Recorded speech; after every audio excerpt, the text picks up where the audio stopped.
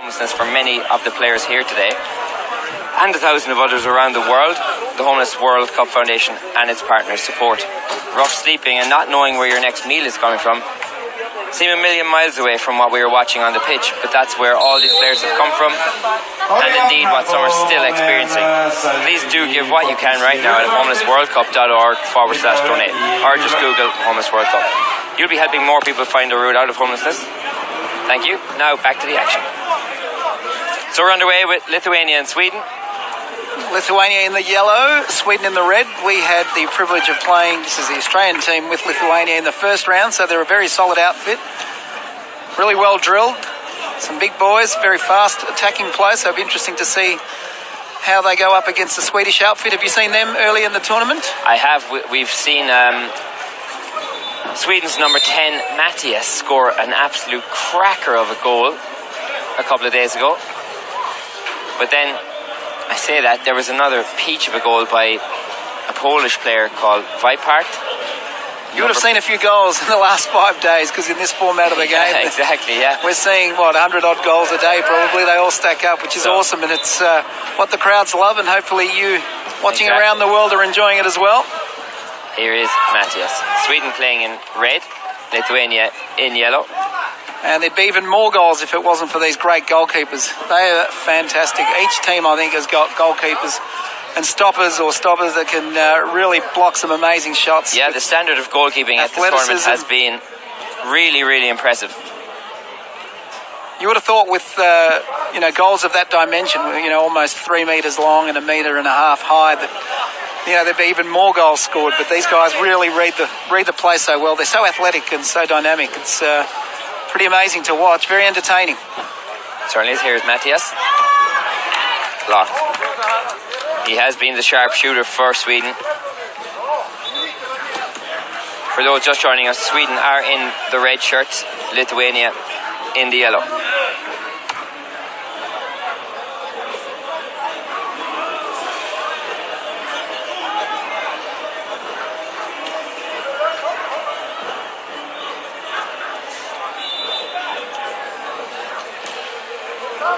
So, of course, one of the 3 outfielders must always be in the attacking half, so it gets a bit frustrating when you want to come back and help your defenders.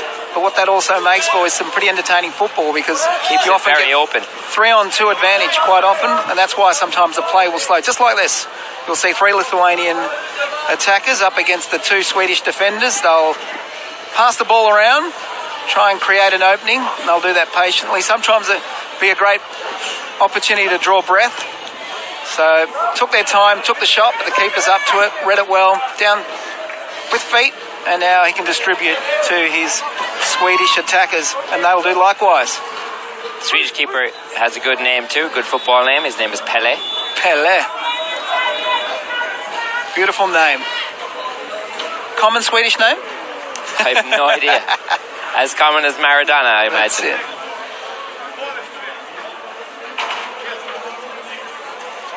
So this is what we talked about, patient play. Trying to wind it up, that one, but off the side of the boot. Quick transition. Although good defensive pressure, body work. Interesting to see how that is adjudicated. I think it'll be a Lithuanian ball. We have 2 number 3s on for Lithuania, so... Commentator's nightmare. Commentator's nightmare indeed. And no shirt numbers on Swedish side. Oh, that won't thwart us. We'll still have fun calling this one. Certainly will. Oh, what about the left foot strike off the crossbar? Absolute blasted there. Something about the left footers. Yeah. Silky. It's like they've got a point to prove. There's Pele. Ball goes out. Almost Falcon the supporter there. Is that the right term? Falcon is the term that we use in Australia when somebody gets hit unawares, generally in the back of the head. Not a lot of fun, but can happen. The same supporter nearly got Falcon again by the ball returning from the crowd.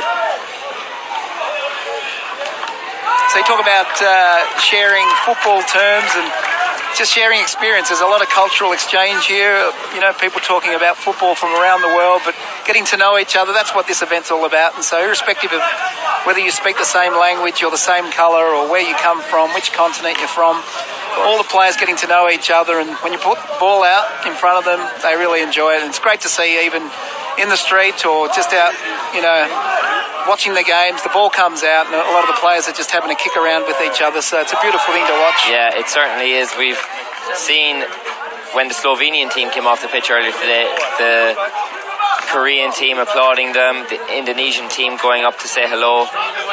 The Slovenian team, one of my favourites. They've yet to open the account, I think, since last year that I recall. But they're so determined and they continue to press on, even though they haven't recorded a win. They're pretty passionate. Some older men in their group, but nonetheless, if you see them do their warm-up and cool down, they're just as committed as their younger counterparts. And they have great jerseys as well. The green and white? Or were they wearing another? It was a blue kit and it looked like snowy mountains across the front. It was pretty impressive. Mixing it up, great. Yeah, but they do look like a great bunch of guys. Yep, awesome. There's Matthias.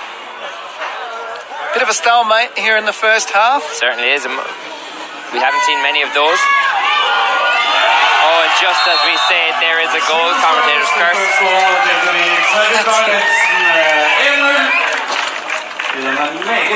Sweden with the lead, although Lithuania now with possession. So look at those two Swedish defenders working together, left and right, trying to help their keeper out and form some sort of wall. So the two defenders and the keeper working hard. And now good distribution. It's their turn to have possession. I believe that is Pontus for Sweden. Got to be oh so careful trying to dribble in the middle of the pitch, because if they come at you hard and you lose it in that sort of situation, you can really open up your team. But certainly don't want to lose possession. In this format of the game, if you commit yourself early and lose the ball, you could be in trouble because the transition's so quick. So, first half just about over. 1-0 to Sweden.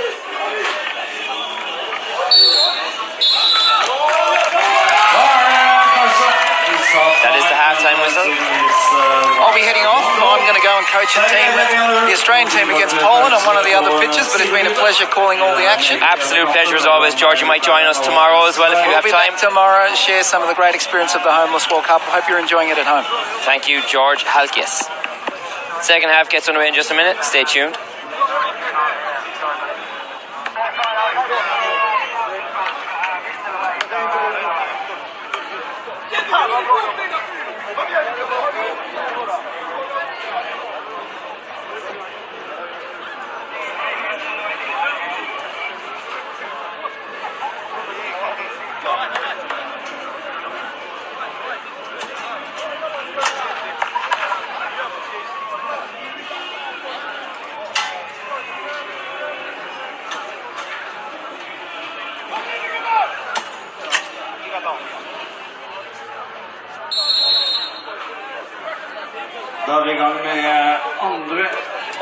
Second half underway here between Lithuania and Sweden. Sweden in the red top. Lithuania wearing yellow. We've also had a halftime sub of commentators. It's an Aussie for an Aussie. Of course, I'm joined by Fiona. How are you, Fiona? Good. I'm excited for these last couple of games, actually. It's looking like a tight contest on pitch one. So Fiona, tell us about your role with the Homeless World Cup. I help out with the media team, so I come over from Australia every year. This is the 10th time I've come over, and I get to have a fantastic week in a different city each year, and get to find out about lots of players' stories. It's definitely the highlight of my year. Have any stories in particular stood out for you? Yeah, we've had some wonderful ones. We actually they have the FIF Pro Fair Play Award each day, and I've just come from the ceremony where they awarded the Belgian player Fabian. had not such a great game and made a mistake, and it actually cost his team a goal, and he was completely distraught on the sidelines. But he actually made a huge effort at the end of the game, even though they lost, to go out and congratulate the opposition. It was a really nice moment of fair play. So he just the spirit of the competition, really. It really was, and he was so pumped to receive the award, and then his team was so proud as well. So it was a really nice moment. As we speak, Lithuania have a shot blocked by the Swedish keeper Pelle, and here's Matthias on the break.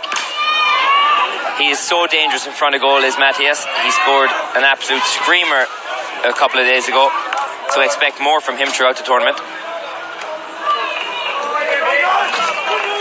Sunday evening here in Oslo at the 2017 Homeless World Cup. A beautiful day. It has been some cracking sunny weather, I have to say. I'm feeling very at home, used to this warmer weather being in Australia, and it's been lovely. The crowds have definitely been out as well. They certainly have. We've had thousands of people come through here over the last couple of days. And to all you watching at home, thank you very much for tuning in.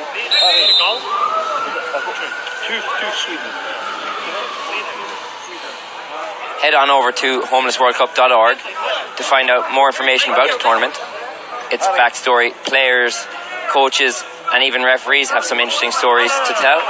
There's some great content on there, as well as great pictures and videos by our talented media team. So, Sweden makes substitution. I believe that is Robin on the pitch. If they have no numbers.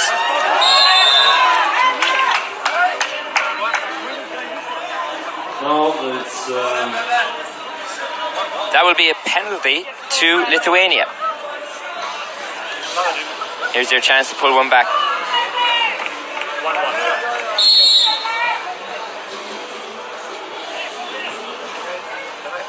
He dummies, dinks it just wide to the right. My understanding is that penalty was awarded because the goalkeeper went out of the area. Is that accurate? Well, it's been re-awarded for that. There we go. And he scores this time. Actually, earlier today we saw a game with maybe 4 penalties in a row because the South Korean keeper kept coming out of his area. It's really hard to stay in that circle. It's I think a combination of enthusiasm and a little bit of slipperiness. And, you see a lot of players losing their balance, trying to stop themselves going in. Great save by Pelle there.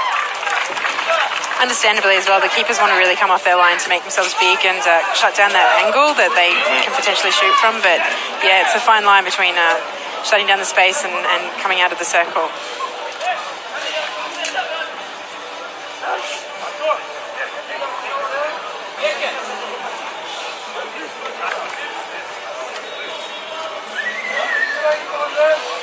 So just about 2.5 minutes left to play in this Sunday evening fixture between Lithuania and Sweden.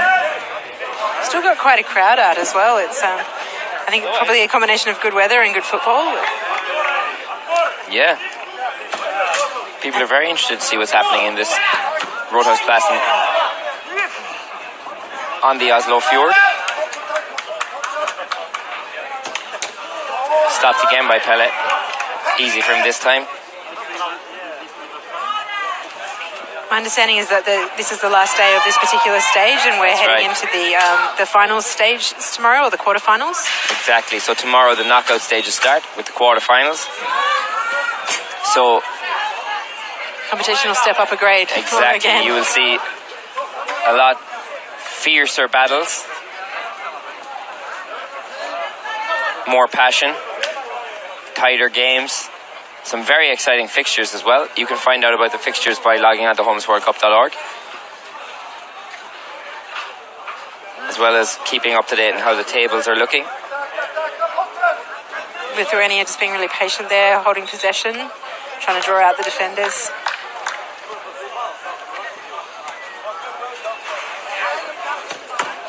Good stop again by Pelle. Here's Matthias.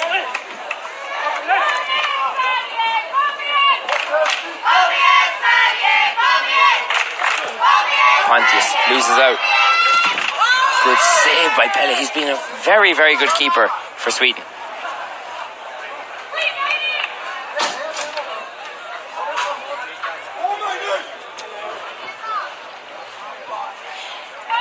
my understanding is that one of the women's teams actually uses the pitches to teach maths, and I was just reminded of that as I'm seeing some of the players using the angles on the pitch. But okay. Yeah, I've never really been very good at maths, so I actually wish that I'd had some maths lesson along those lines. Yeah, so I might have understood it a bit better.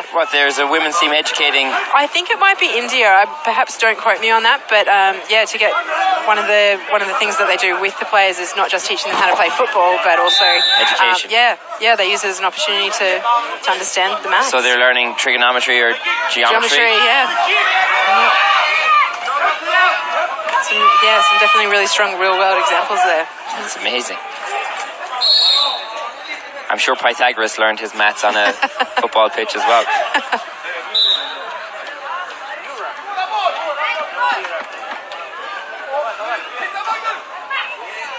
So it's going to be a free kick to Sweden. Barely any time left to take it. The referee won't allow any more play to go on, and that's a win for Lithuania. 2-1, they beat Sweden.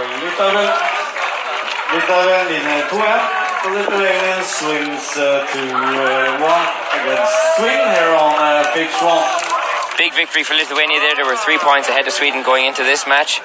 Next up, we've got Scotland versus South Korea. Stay tuned for that. We'll be back in just a minute.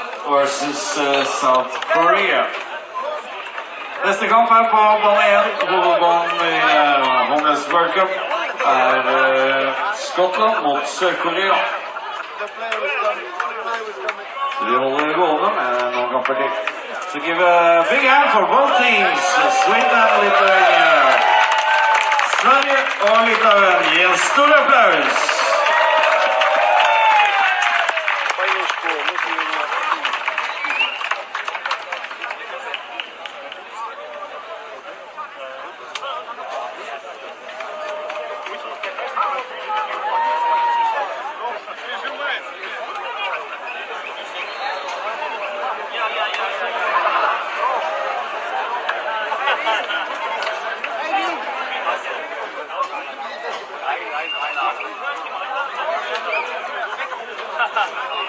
Certainly is. We haven't seen many of those. Oh, and just as we say, there is a goal. Very at home, used to this warmer weather being in Australia, and it's been lovely. The crowds have definitely been.